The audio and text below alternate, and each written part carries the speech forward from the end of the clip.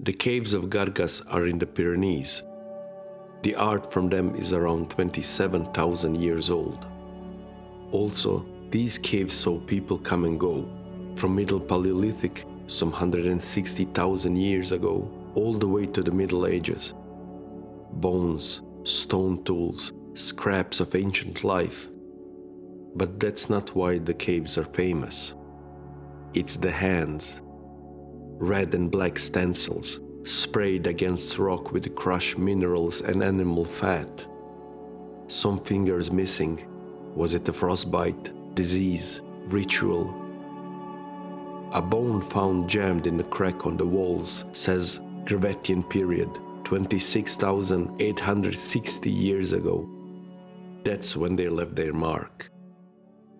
27,000 years ago, maybe more, somebody stepped in the cave of Gargas for the first time. A woman, maybe. A man, doesn't matter. Just a torch, throwing shadows on the stone. The cave tightened, twisted, swallowed the light. Why these caves?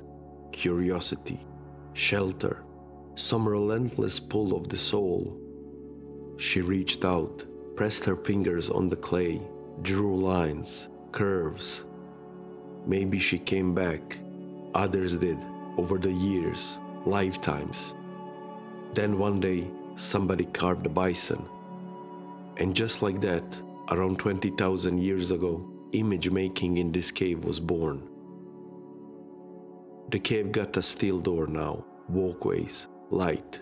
Tourists shuffle through, eyes wide, voices hushed. They stare at the handprints in black, red and ochre, pressed against the rock, their outlines blurred by the fine mist of pigment blown from a mouth. A black handprint, sharp against the rock. Below it, a red one, smudged, fading. Others, higher up, barely there, ghost of the hands lost to time. More prints, a child's, maybe, small fingers pressed low on the wall where the little hands would reach. Further in, a stallion, a shape from the rock, waiting for the firelight to bring it to life.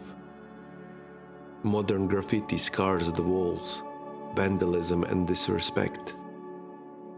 A faint carving remained, hard to make out now, but once they have stood bright against the stone, an animal head emerged if you know where to look. A memory carved in darkness. It is true, sometimes it takes more than just an eye. It takes a certain kind of faith, a willingness to trust into what is unseen, what the mind hints but cannot always confirm. A cave bear skull, its massive jaw still in silence. Teeth, sharp, yellowed, preserved better than bone. A cave bear canines, reminders of a life lived in a deep, dark chambers. Scattered on the floor, remains of legs and ribs piercing together a story of survival, of creatures that roam before the humans. And then there are tools, scrapers, blades, burins, sign of industry, of mind sharing stone with intent. They're evidence that tools are brought from other places or long journeys. No doubt they are Gravettian tools, but those are slightly different, slightly modified. I will leave a link of Gravettian culture in the description of this episode. Hands in Gargas caves. At first, they seem ordinary. Under the closer inspection, the horror settles in. Many are mutilated, fingers missing, shortened, deformed. Some have hidden in the rock folds, others smeared like ghosts on the stone. Mutilation? Maybe, maybe not. There are 231. Some have faded, lost to time and vandalism. Most are left hands, most are damaged. Some belong to men, others to women, adolescents, even babies. Some have called it a ritual, a deliberate sacrifice. But could a hunter afford such a loss? No one knows for sure why. Disease, frostbite, accident. The Pyrenees were cold then, glaciers pressing close. Life was hard, survival harder. The thumb is always intact, the only finger strong enough to resist the cold.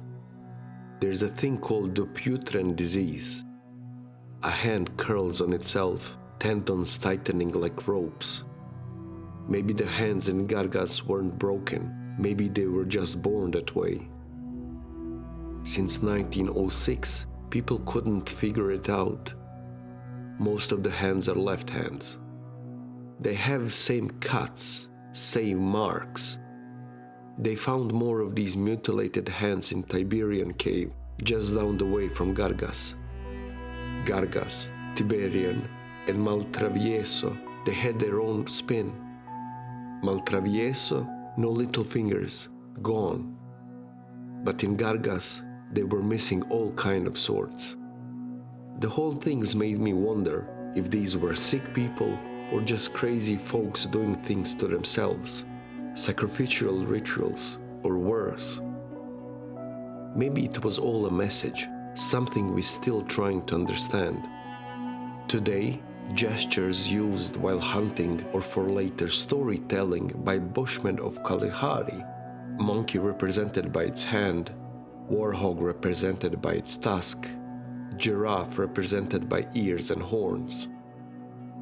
These people, if they were crippled, couldn't be hunters, but the idea that they were living in society where the broken hand or fingers meant survival with the hands that couldn't even grip, that's not what we expect from a savage world. Look at this depiction of a foot, detailed, anatomically precise, stand as a testament to the artist's careful observation of the natural world. The foot is shown with the underside uppermost, suggesting it has been rendered post-mortem, adding a layer of raw, unsettling reality to the artwork. It's a stark reminder of the hunt, of the kill, and the separation from life.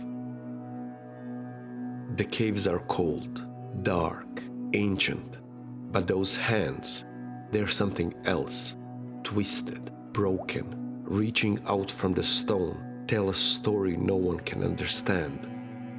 There's no easy answer here, no grand tale of triumph, just struggle, survival, and a body that wouldn't quit even when it's torn apart. They lived hard, those people, hunting, scraping by. They carved their lives into the walls, leaving something behind, real, and there is a beauty in it. These hands, they were not made for the glory, they were made for survival. Even if they are frostbites, they are still reach for something, anything. And in the end, all we get today is their silence, but a silence that speaks louder than any victory. It's not about winning, it's about sticking around, not giving up,